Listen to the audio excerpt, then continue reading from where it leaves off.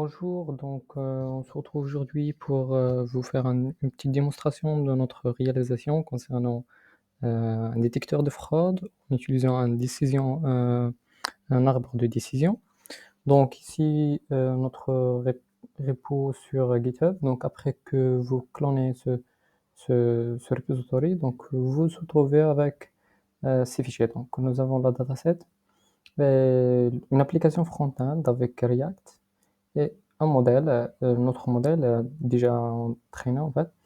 Et voilà, le code de notre arbre de décision. Donc vous pouvez importer ce fichier-là dans Jupyter ou bien sur Google Colab comme nous utilisons pour notre cas. Donc voilà, donc le fichier. Bien sûr, vous devez en fait avoir un dataset. Donc pour notre cas, nous avons un petit dataset ici que nous utilisons pour l'entraînement. Donc voilà, je peux vous faire une petite démonstration concernant l'entraînement. Donc ici, on utilise juste pour le cas du démo, donc on utilise juste un 1000 lignes pour l'entraînement avec ces colonnes comme des features. Donc voilà, on exécute tout de suite. Voilà, l'algorithme de l'arbre de décision, on l'exécute et voilà.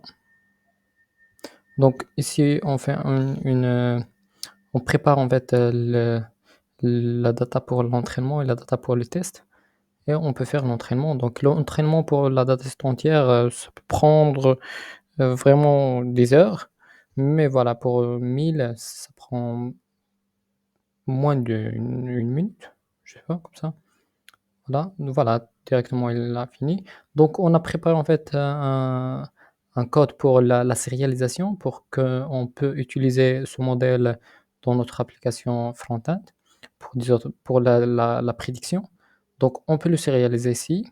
Donc voilà, j'exécute juste le code de sérialisation et je fais l'export. Donc cela va nous produire un fichier ici, un modèle.json que nous allons en fait utiliser dans notre voilà, j'espère. Voilà, en fait, modèle.json que nous allons en fait le télécharger et l'utiliser dans notre front-end. Ici, juste l'algorithme, si vous voulez faire la prédiction sur Google Colab ou sur lui-même, et donc la désérialisation, pardon. Donc, c'est l'importation de ce fichier dans votre machine.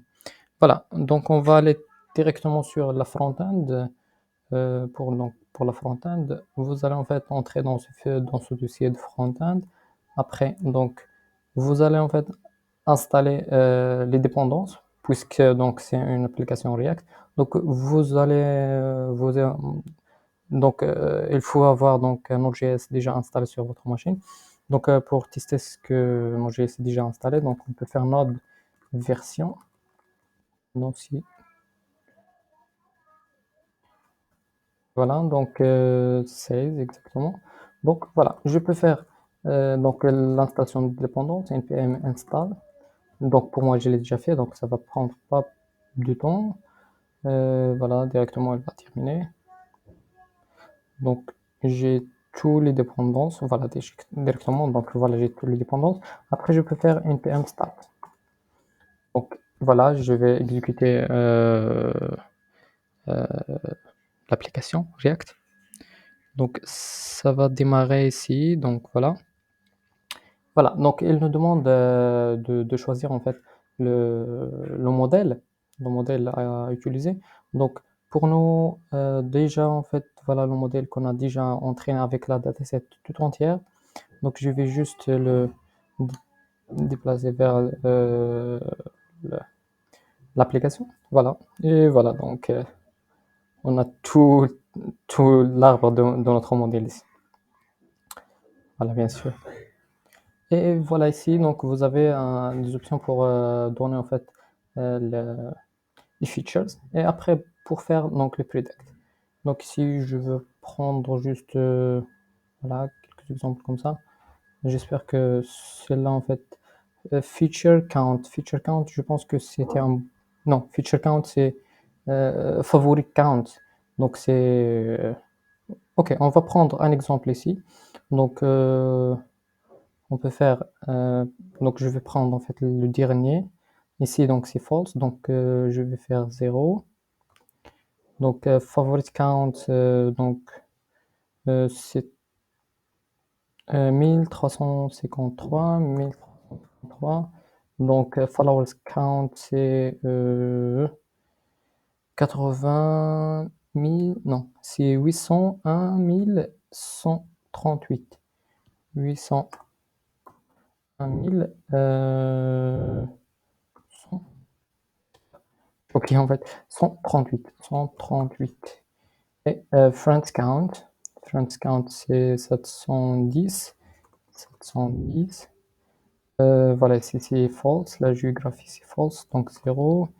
Et voilà, status count c'est 13 292. 13 292. Verified, donc verified c'est true. Donc 0. Average tweets per day, c'est 3,831. 3,831. Account age day, c'est 3470. 3470. Voilà. Et donc, je vais faire predict. Donc voilà, ici, ils nous disent que c'est human. Et ben, c'est le cas ici, donc c'est human. Et voilà, si je veux voir donc en fait, le trajet qu'il a pris, donc je peux déjà ici, donc voilà, donc il a parti de cette feature vers celle-là,